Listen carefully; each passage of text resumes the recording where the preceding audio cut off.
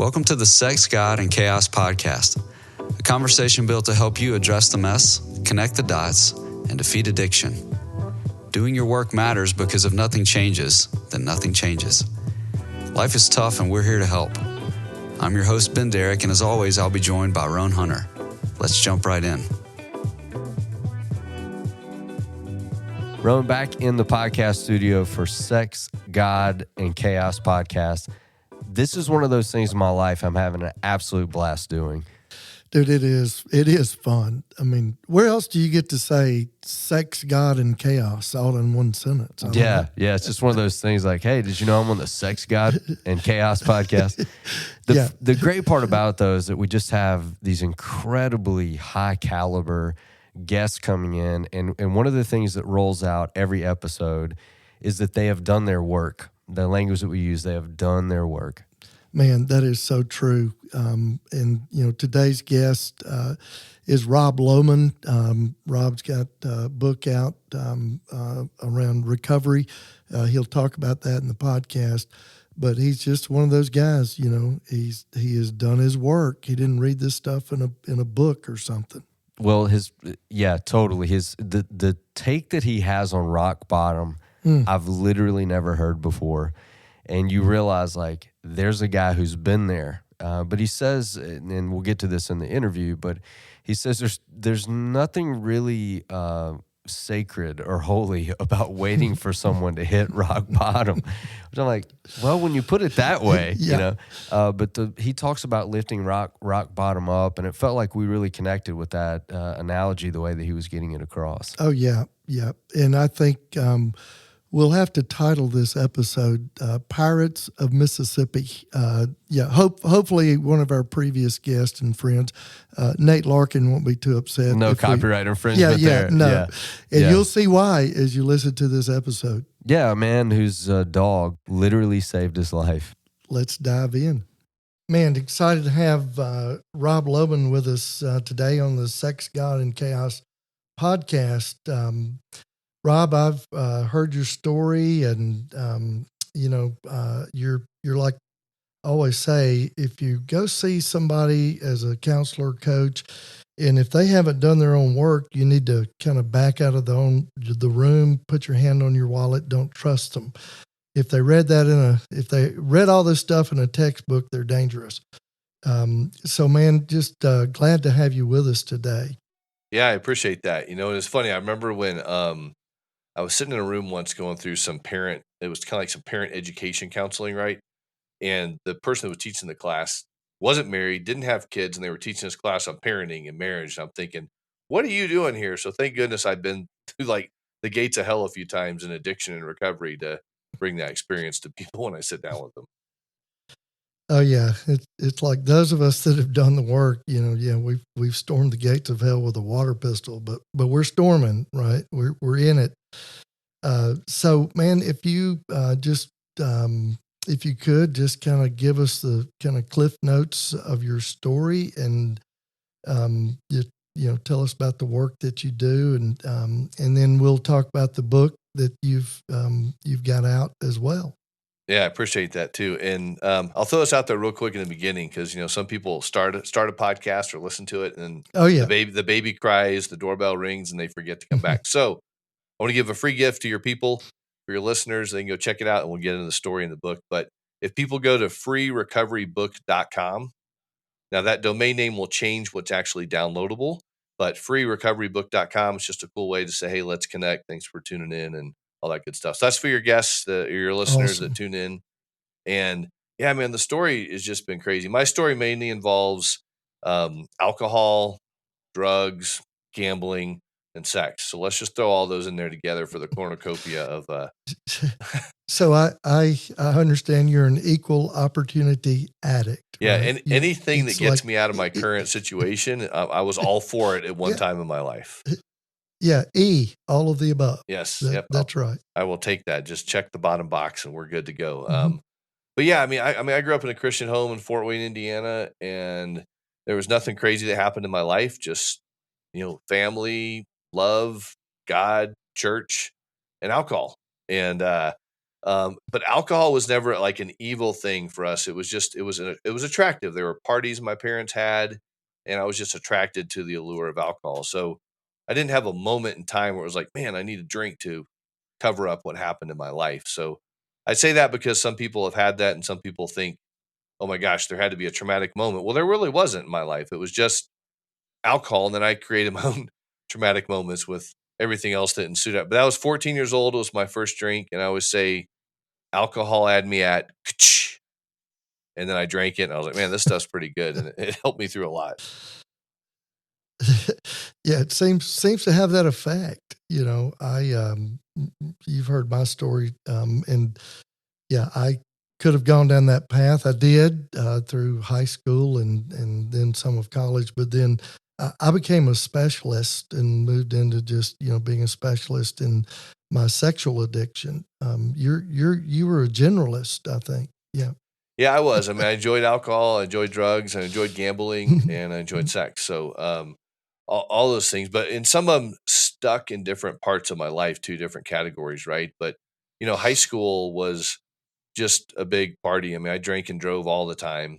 And I'm actually doing this swim for recovery campaign right now where I'm creating awareness through sharing people's recovery stories. And I'm swimming a mile a day just to create awareness because I gave up in high school. I gave up swimming, which I was really good at, to pursue a sports career in alcoholism. And that one continued on until I was 29 years old. But it was just insert crazy story. I mean, I became desperate, had tons of anxiety, suicide ideation. It just continued to progress and really grow throughout high school, college, young professionalism, but all those loves for those things all just kind of kept playing their own little role, and some again reared their ugly head in a different season where it was more intensity with gambling or drinking, but it was always something I just did to get out of how I actually felt, and I didn't even know what I was running from. I just enjoyed the party. Oh yeah. So, so often in working with addiction, be it sexual addiction, drug addiction, I always say drug, sex, rock and roll, all of the above. We talk about trauma, and, kind of what I hear in your story, there wasn't like big T traumas, maybe some little T traumas. And sometimes I wonder about the little T traumas, if that's not just whining. But those little T traumas can certainly add up. I don't want to minimize that, but I also think that sometimes it's just our human nature, our sinful nature, our desire for pleasure. I don't know. Yeah, kind of talk about that in your background. Yeah, because one of the things that a diagram I created for my book, the addiction intervention book, talks about how, first we start with use. And it could be sex, drugs, it could be alcohol, shopping, pornography, whatever it is, right? We just start with kind of use, and then it turns into misuse, and then abuse, and then dependency, and then it gets into addiction, and then something's got to change, whether it's an intervention in someone's life or it's just the law or something like that happens. But throughout, when I look back on my childhood and everything like that, I had amazing parents. They were great parents, and aunts, uncles, cousins. And my dad's generation was just kind of that generation that didn't show a lot of emotion, were just kind of emotionally distant. And I remember one time in early recovery, I asked my dad, and it wasn't to shame him or anything like that at all. It was just, I asked my dad, I said, Dad, I don't know why, but I remember negative things in my childhood, like kids that picked on me and just, situations I got into. So there were some traumatic moments, right? In my life. But I would ask my dad, and we were sitting there, and I was down in Texas putting the engagement ring together for my wife that I'm currently married to, and I just was in Lowe's, and my dad said he needed 10 bags of soil or something for a project, and God literally just downloaded, and I was sober at this time. God literally just downloaded to me, ask your dad to tell you 10 things about your childhood. And I asked him, and I said, Wow. Dad, and he started saying, well, you were a funny, goofy kid. There's one bag. And about the third or fourth bag, he just said, you know what, son, I'm really sorry. I really wasn't that emotionally present. And, and he wasn't like a jerk. He wasn't mean. He wasn't rude. He just wasn't like emotionally engaged because he didn't know how to be emotionally engaged as a dad, because his dad, who was a doctor and stuff, wasn't really emotionally engaged with the kids, but he was in the grandkids, my papa, right? So don't fault my dad at all for any of that, but it was just, he did the best he could. And I just remembered negative things, not about him, just about life. And that moment when we were doing that, it brought us so close together, just that we kind of just missed each other. Because when he was ready to kind of dive into, being a great father and things, I was already drinking at 14, 15, 16. And so I kind of checked out on getting his advice for life or anything. So I kind of put a wall up in some ways.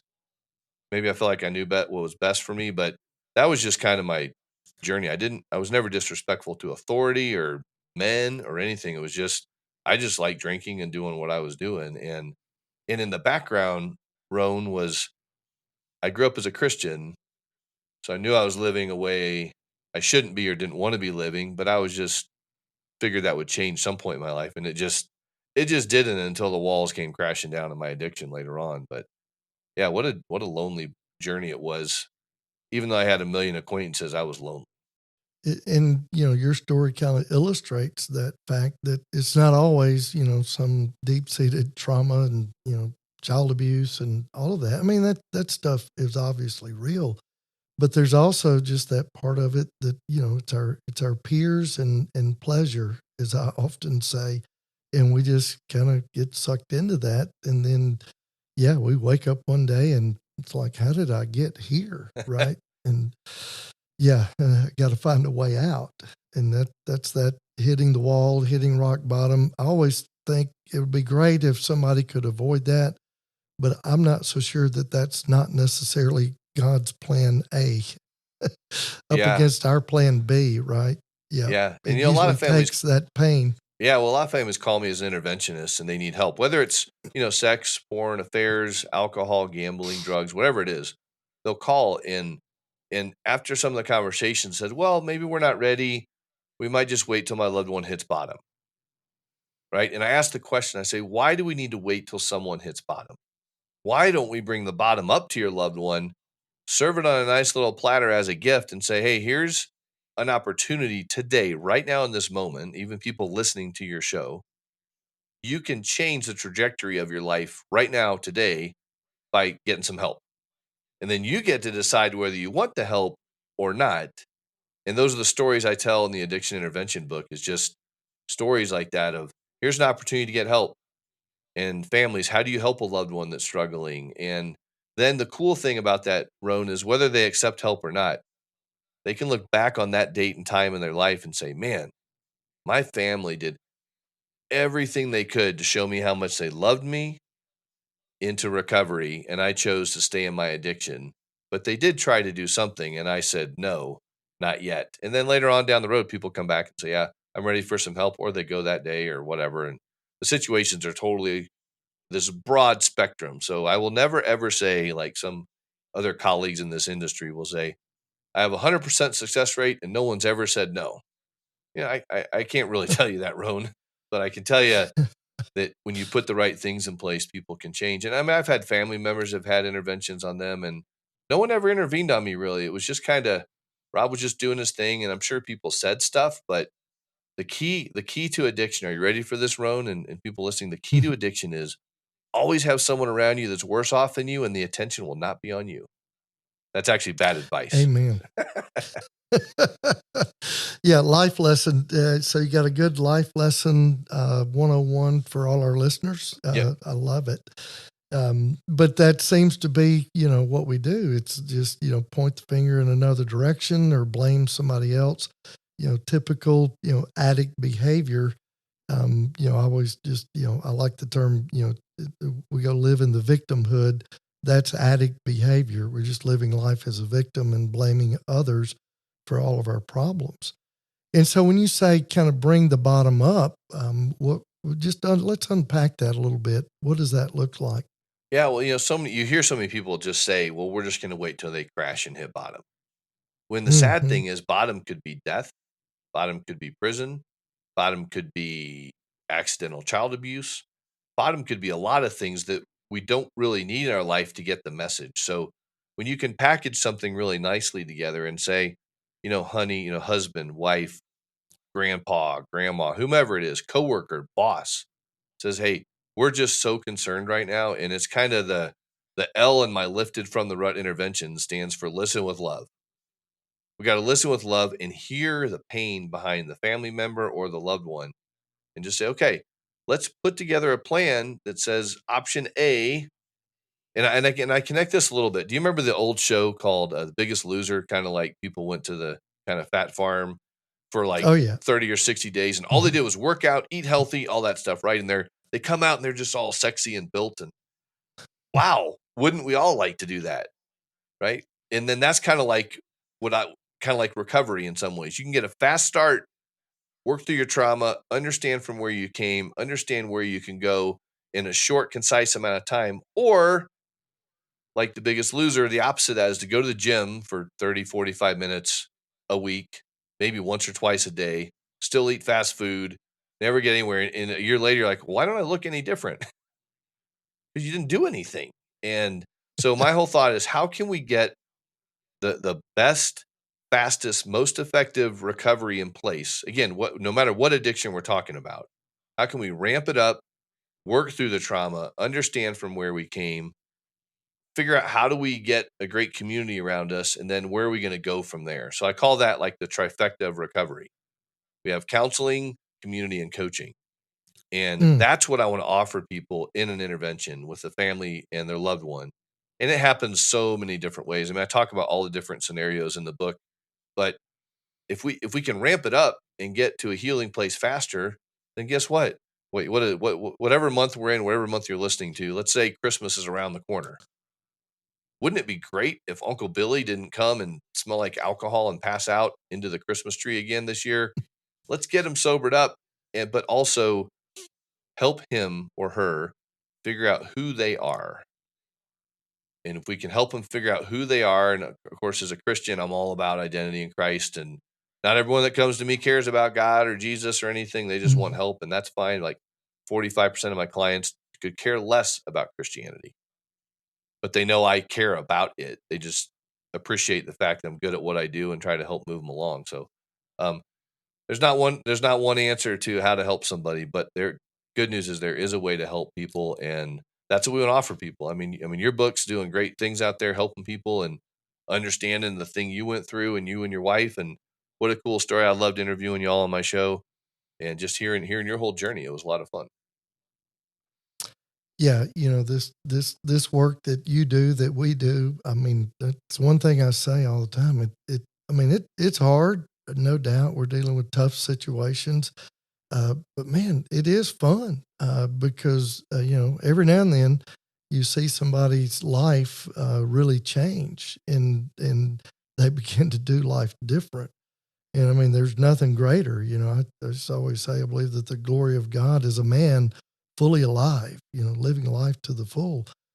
And it is hard work. There's no doubt. And it takes hard work to get there. And so in your story, what was the catalyst that kind of propelled you in the direction of recovering the life God intended you to live from the beginning? Yeah, well, the first catalyst was in June 8th, 2001. I mean, I was dealing a lot with suicide ideation. I hated who I'd become. I drank and drove 8 nights a week. I was, $70,000 ish in credit card debt. Like, my life stunk. But on the outside, you couldn't tell, that. But the suicide ideation stuff was so awful. Just the messages I heard from the enemy that you suck, you failed, you may as well kill yourself. And I would see myself literally die on certain days, like in a car accident that it didn't actually happen. I would start seeing this stuff, and I was scared. I was scared for the first time for myself in recovery. I mean, in my addiction. Before then, it was just wild Rob, but I was actually getting scared. And what happened one evening, Roan, is I was hanging out in a bar. I went out 8 nights a week. It was just what we did. And I know some people ponder and go, wait, 8 nights a week? There's only 7. I go, yeah, pretty much. I carried each night. You're messing with us. And so I was hanging out in a bar that night, and there was music and girls and just a lot of action happening. And all of a sudden, Roan, the whole entire bar got dead silent. I could audibly hear the words, "You're done."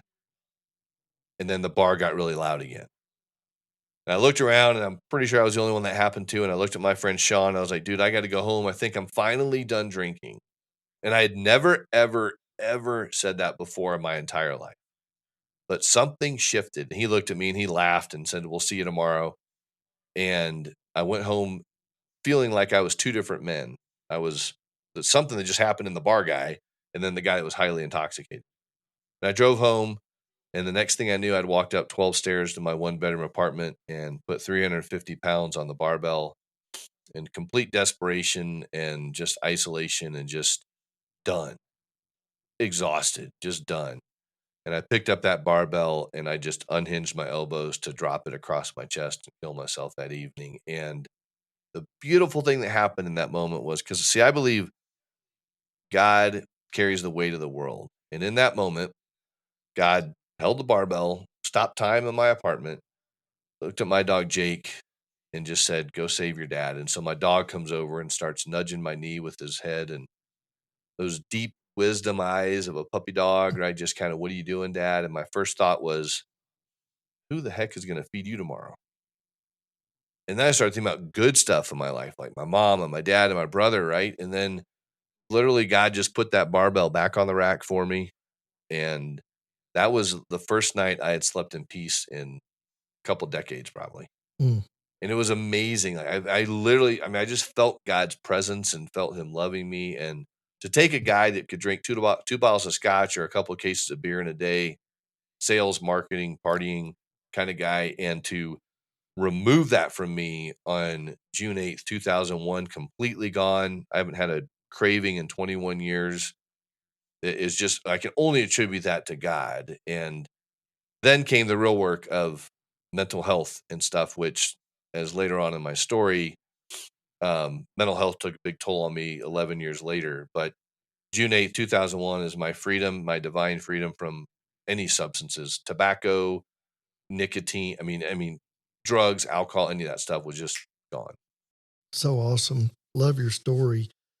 And then we talk about, we got to get to sobriety, right? Sobriety is always number one, because without sobriety, whatever it is, sex, porn, drugs, alcohol, you're just not going to get anywhere. And when we get to sobriety, it's kind of the next step is that idea of emotional sobriety. I like that. I like that better than mental health, because it's like, it really, when it comes down to it, I do believe it's the inability to regulate emotion, those distress reduction behaviors, emotion, distress is an emotion, and really learning how to just even communicate and do conflict without losing our minds and going reactive. And it certainly it looks like mental illness, and it may be one and the same, I don't know, but sometimes I think it's the idea of just emotionally healthy, even more so than mentally healthy. I think it's both and, of course. And so talk about just your journey in really kind of seeing the stinking thinking, the distorted thinking, the dysfunctional behaviors, and beginning to work through those. Yeah, well, in early recovery, I joined a recovery program and did everything they suggested and went through the steps and just found a lot of freedom. Figure out who I was and all these things. I didn't do a lot of counseling, which when I look back on it now, that probably would have been a good idea to add counseling into my recovery plan. But I didn't see the need for it because I was just happy. I was free. I was in love with Jesus. I was Mr. Recovery. And it was just me, myself, and I. We were, solo living alone and just kind of had a huge community of people. So I just did what was suggested. And over time, I got married to my wife and had children and had a business. And I realized that the faith I thought I had with deep roots was really scattered amongst the seeds scattered amongst the rocks. I had shallow roots.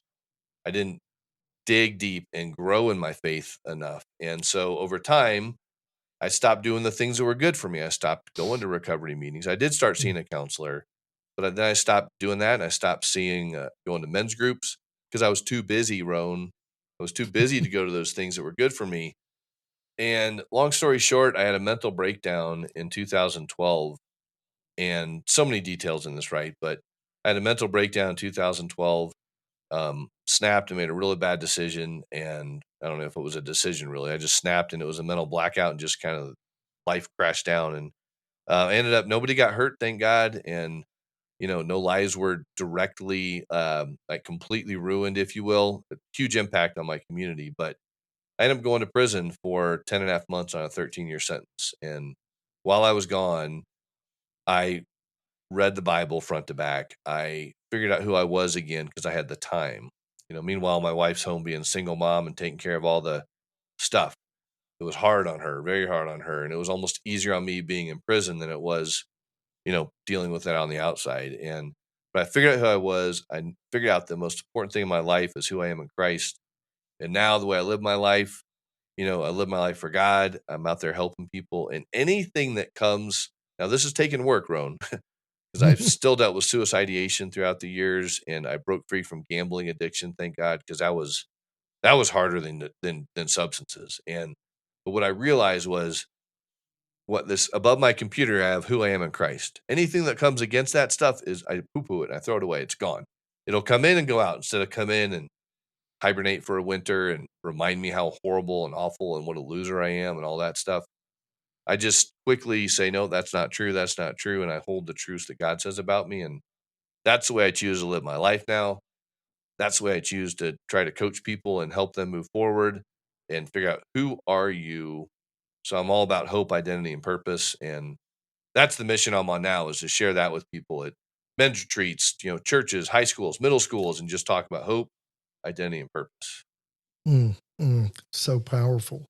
Yeah, I often say that, when we're reading the Bible, we should take the words shame, Satan, Satan, devil, Beelzebub, whatever, and put the word shame there, because if it is not him, it is certainly his greatest weapon. And I think he plants those seeds of shame in us very early in our lives. And we begin to believe the toxic shame messages. Somehow I am not enough, I'm inadequate, I'm insignificant. And he goes back home to Las Vegas. That's where he lives. We give him way too much credit. And so, boy, I heard it in your story, as I know you hear it in every guy's story that you work with. And that shame is just insidious. And so today, just talk about just your ministry, your practice, and tell us about the book that came out in July. Yeah, it's fun. Thanks for asking about that. And two, the one thing I started coming out of my mouth recently was the shame boulder that's in front of people's mouths that want to reach out for help, but they can't because there's too much shame. And it's like, let's roll those boulders away. And the thing is, that if you yell out enough, the shame boulder will turn into a bunch of pebbles. And you're like, that wasn't actually that big of a deal. But shame boulder has been a word that I've been using. I don't even know where it came from, but I'm adopting that. I'm trademarking. I'm copywriting it right now on your show. Shame boulder is Rob's thing. And no, I'm just kidding. That means I can't steal it. You can't steal it, but you can't. You just have to quote me. Here's the thing: if you hear somebody from something, you quote them the first couple times, and then the third or fourth time, like, I can't remember. I heard it from some guy somewhere. And then after the fourth or fifth time, it's yours. So own it. But I have the spiritual gift of plagiarism. Yeah. And isn't it great? The Bible's like the one book you can plagiarize with, and the author of it's gonna praise you for it. So that's right. But so I wrote the addiction intervention book. Here it is. And the reason why I did this is because I believe there are so many ways to help people break the cycles of addiction. Totally believe that. So I wrote this book and interviewed all these professionals on how they do interventions and their personal stories and why they are passionate about it. So the whole basis behind the addiction intervention book is to teach families how they can help their loved one break free from addiction, no matter what it is. Teach families how they can gain tools for themselves, whether their loved one chooses recovery or not. And help professionals be better at what they do, to just say, hey, here's a great resource to get in your practice, have all your counselors and therapists read it, buy a book for everybody off of Amazon and just send it to them and say, hey, here's a book we need to read to gain 11 perspectives on how to help people break free from addictions. And we talk about food and sex and substances and all that. So my whole entire ministry is called Lifted from the Rut. And I do interventions, coaching, podcasting, online courses, events, and all these things to just kind of catch people at a different season in their life. And that's what I'm all about. Is the whole thing it gets back to, Roan, is getting people to a point where they can figure out who they are and then how they're going to live from that. And that's my passion. Awesome. And if people want to get in touch with you, what's the easiest way to do that? Easiest way is just go to liftedfromtherut.com and just, shoot me an email through there or call me. I get my number out, and I mean this. It's like, hey, here's my phone number. It's not a robot. It's not anything else but Rob Lohman. And people can literally just call me at 970-331-4469. Send me a text. Tell me you heard me on Roan's show, and I'll respond to you. But just reach out for help some way. But yeah, they can just go to liftedfromtherut.com and find everything I do on there. And there's a contact form, or just call me or text me. Man, awesome. Always good to sit with you, just to be with you, my friend, and certainly appreciate you. Love you, appreciate the work that you do. And one of these days, hopefully we'll get to do some men's stuff together. Heck yeah. I hear about man camp, or what do you call it? What you do? Oh yeah. We, in Mississippi, we call it deer camp. Deer camp. That's right. I need to come out to a deer camp and hang out. Yeah. Yeah. We do one down in Alabama in Fairhope, and we call that one fish camp. So yeah. Yeah. Hey, whatever. It's camp, and we need camp. It's camp. Yeah. That's it. I love it. Absolutely. All right, Rob. Great to be with you, my friend. Yeah, thanks, Roan. Always a pleasure to talk to you. Keep up the good work. Sex, God, and Chaos, baby. Go get Roan's book and change your life. There you go. Thanks, man.